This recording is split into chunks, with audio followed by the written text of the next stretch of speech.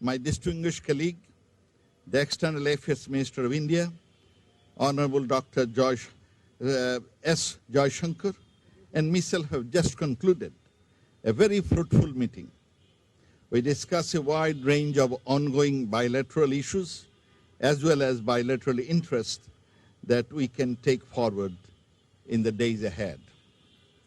We focused on possible ways to materialize our commitments and how to prioritize and accommodate each other's priorities in a mutually beneficial manner.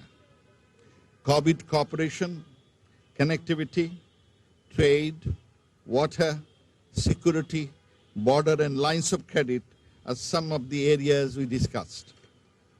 Of course, preparations for the visit of Honorable Prime Minister Sri Narendra Modi to Bangladesh at the end of this month has been a key element to our discussion. We are very pleased that Prime Minister Modi will join us for the Mujib Barsha celebrations as well as the Golden Jubilee of Bangladesh independence and 50 years of Bangladesh-India diplomatic relations. This is a landmark year for our two countries. We discussed some of the important activities that we plan to undertake jointly to celebrate these historic occasions.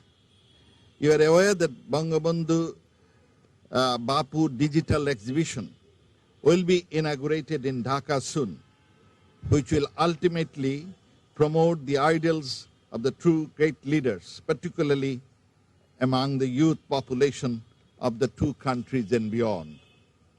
We are committed to continue our work together to take our bilateral relations to newer heights under the leadership of our two honorable Prime Ministers, Sri Narendra Modi and Sheikh Hasina.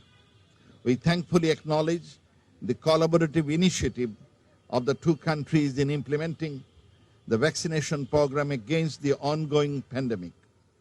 As you all are aware, Bangladesh has purchased the COVID vaccine from Serum Institute of India, and the government of Prime Minister Sheikh Hasina is implementing the nationwide vaccination program free of cost, very efficiently and effectively.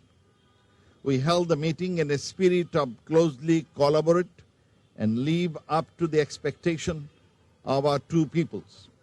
We look forward to the successful and fruitful visit of the Honorable Prime Minister of India to Bangladesh. Your Excellency Dr. Momen, friends from the Bangladesh media, I am delighted to visit Bangladesh after a gap of nearly 1.5 years. And Dr. Momen, it's a real pleasure to be with you today.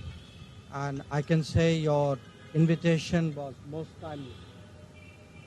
As all of you know, we are working to prepare for the planned visit of our Prime Minister. It will surely be a very memorable visit. If I recall right, it would be his first visit outside India since the coronavirus pandemic and his second as Prime Minister to Bangladesh. Now, we know that this is a very special year for you when both countries mark the Mujib Barsha, 50 years of Bangladesh's liberation and 50 years of our bilateral relationship. These truly highlight the importance we attach to these three anniversaries, as well as the enormous regard that all of us have for your Prime Minister Sheikh Hasina and for Bangladesh. Our relations actually transcend even our strategic partnership, and I believe that our bonding is central to the realization of a dream of a peaceful, prosperous, and progressive South Asia. It is in pursuit of this vision that both sides have made remarkable progress in our relationship, especially since Prime Minister Narendra Modi's assumption of office in May 2014. The significance of our ties with Bangladesh lies in your centrality, Excellency, for our neighborhood first policy and your growing relevance for our Act East policy. We see Bangladesh as a key neighbor and a valued partner not only in South Asia but also in the broader Indo-Pacific region. Every outcome and achievement in our relationship resonates through this region. It is no secret that we cite it to others as an example for emulation. And that is why we are working so hard to expand our relationship in all dimensions, ranging from security, trade, transport and connectivity, culture, people-to-people ties, energy, joint development of our shared resources, and defense.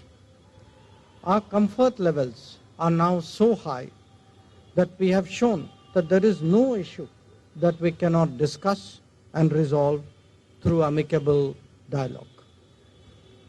It is a matter of satisfaction that despite the COVID pandemic, our interactions and consultations continued unabated.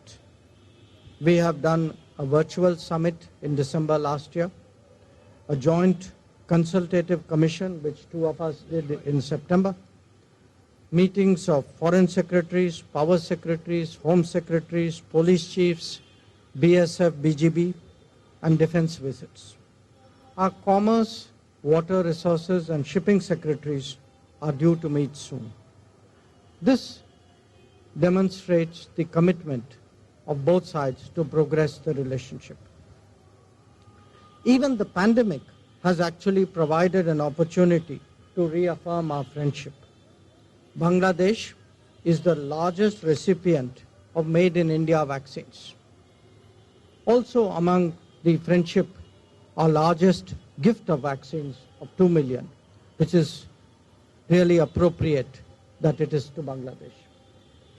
Our recent activities go beyond consultations and gestures, however important they might be. We have made practical progress on the ground, conducting a trial run of container cargo through Chattogram port to Agartala, adding 2 new protocol routes to inland waterways connecting Tripura to your national waterways, handing over 10 BG locomotives, commencing movement of container and parcel trains, and forming a JV in the energy sector. These are but some recent examples. I would also like to express our admiration and pride as your closest neighbor and friend at Bangladesh's graduation from LDC status. It is truly a tribute to your miraculous socio-economic progress and a reflection of the statesmanship and leadership of Prime Minister Sheikh Hasina. Let me conclude by wishing all our friends in Bangladesh the very best as you mark key anniversaries. May all your dreams come true, and I can assure you that India will always be there by your side as a reliable friend. Your marching contingent at our Republic Day parade this January 26th may have been a reaffirmation of our shared history.